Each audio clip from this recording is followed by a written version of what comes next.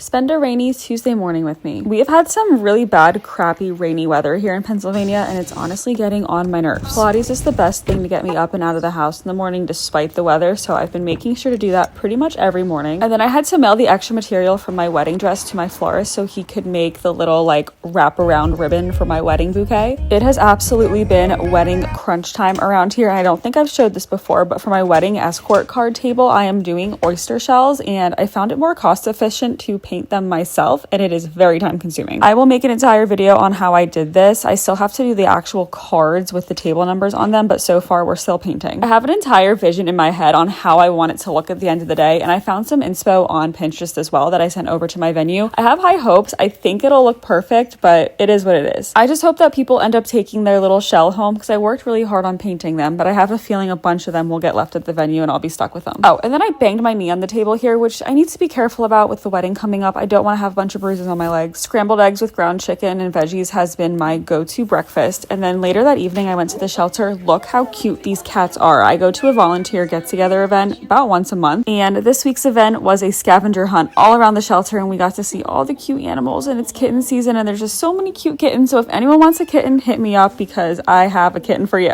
And then I got home and Winnie got outside. He's been a little escape artist these days. He loves eating grass. Look at him go. I'm usually fine with him eating grass, but sometimes he eats too much of it and it gets caught in his throat or he throws up, and it's just not fun. But we walked around outside for a little bit and then it got dark, so I finished up my steps inside on my walking pad, which has been an absolute lifesaver these days. And then Matt brought me home some flowers, and I thought it was so crazy how our wedding date was on the packaging. Of all dates for the flowers to go bad by, it was just so weird that it was our wedding day. And of course, I have my helpers Winnie and Kiko who helped me put my flowers in a vase.